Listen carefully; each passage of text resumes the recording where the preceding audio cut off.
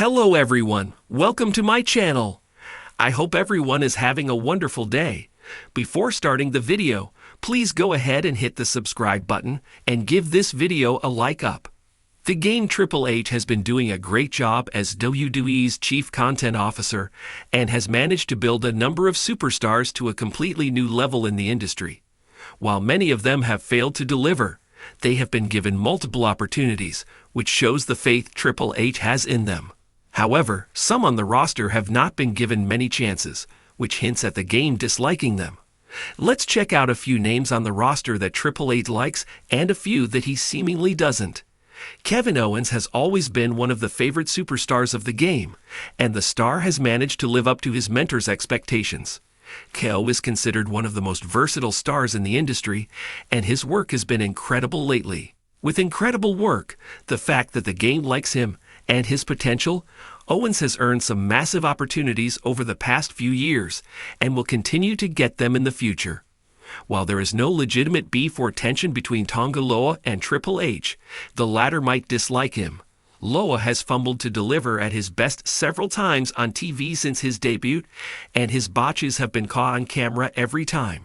The star's work in and out of the ring needs to be refined a lot, but his connection with the bloodline forced WWE to keep him active on TV rather than giving him some time off to work on himself in the Performance Center.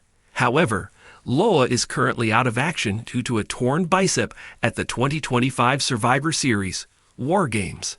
The inevitable history between the game and Seth Rollins is worth revisiting. Both men have been friends as well as foes, but have always respected each other's work. Rollins has always considered the game his mentor, and Triple H has always liked the star and his talent.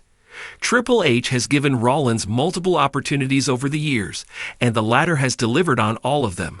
Today, the Visionary is one of the greatest names in the industry, and it won't be a surprise if the game inducts him into the Hall of Fame in the future. Since the beginning of the Triple H era, Austin Theory's career has seen a massive dip.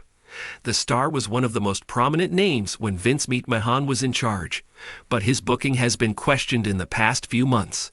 Theory has massive talent and might deliver on every opportunity he gets. However, the King of Kings' potential dislike of the star might be why he hasn't been getting many opportunities to showcase his talents on TV lately. The Intercontinental Champion Braun Breaker has proved to be one of the fastest rising stars in the industry and has been getting massive opportunities on TV. The game has been vocal about what he likes about Breaker and has shown love for the young star from the beginning. The 27-year-old has been making headlines around the world with his talent and clearly has a bright future ahead. Time will tell what WWE has in store for him in the future.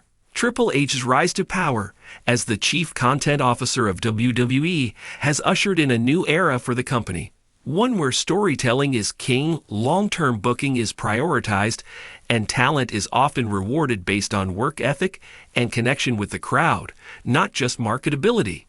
With his deep ties to NXT and a sharp eye for in-ring ability, Triple H's preferences have been reshaping the WWE landscape week by week.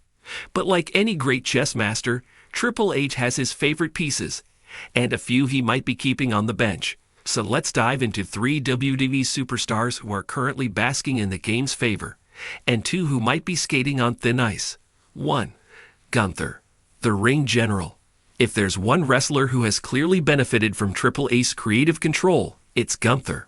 Formerly known as YLTR in NXT UK, Gunther has become the most dominant Intercontinental Champion of the modern era, and it's no accident.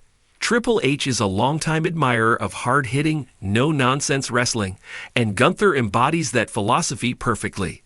His matches are stiff, physical, and story-rich, exactly the kind of in-ring style Triple H himself favored during his career. Under Vince McMahon's watch, Gunther might have been reduced to a mid-card monster with a short shelf life.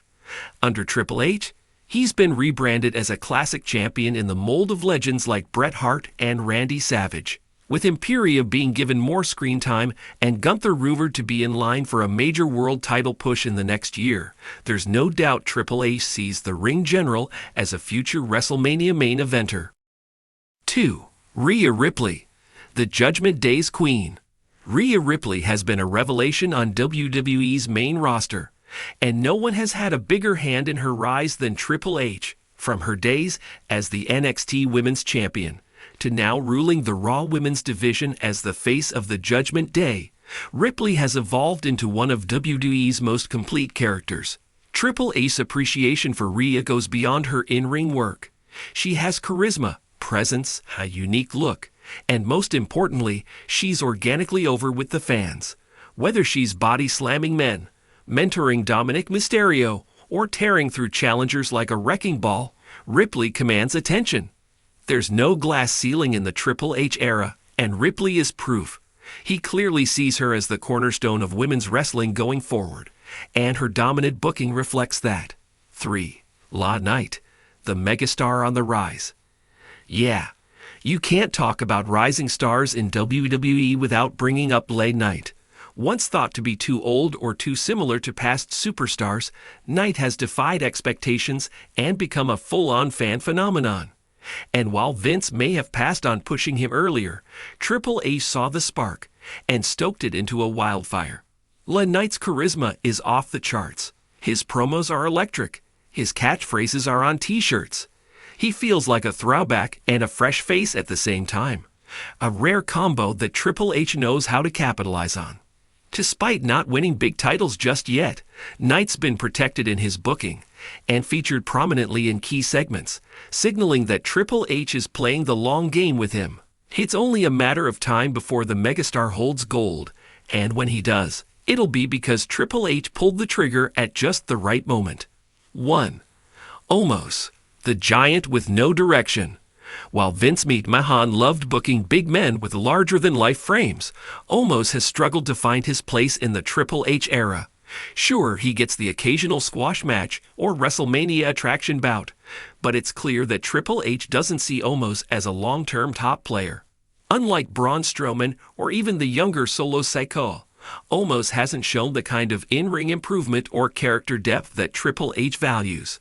His mic work is limited, his matches are often one note, and fans aren't exactly clamoring to see more.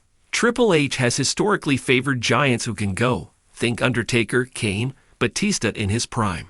Omos hasn't reached that level, and unless there's a dramatic reinvention, it's unlikely he'll be in any major title storyline soon.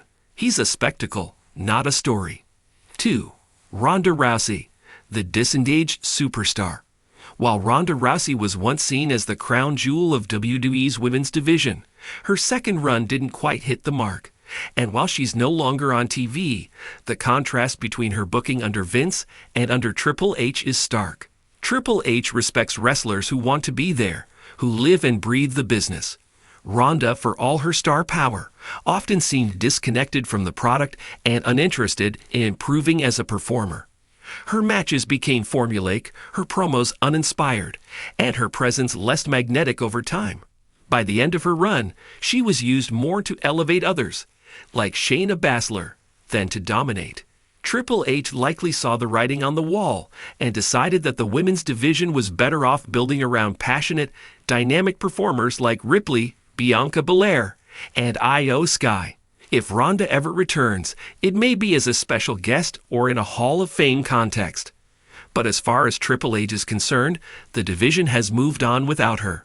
Triple H's fingerprints are all over today's WWE product, from longer matches and deeper storytelling to rewarding talent that's put in the grind. He's not just looking for stars. He's looking for longevity, authenticity, and evolution.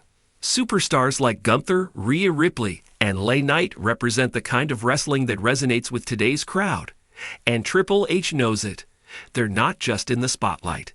They're being built into pillars of WWE's future. On the other hand, performers like Omos and Ronda Rousey may struggle in this new landscape, not because they lack talent or presence, but because they don't align with the vision Triple H has for a more athletic, story-driven WWE.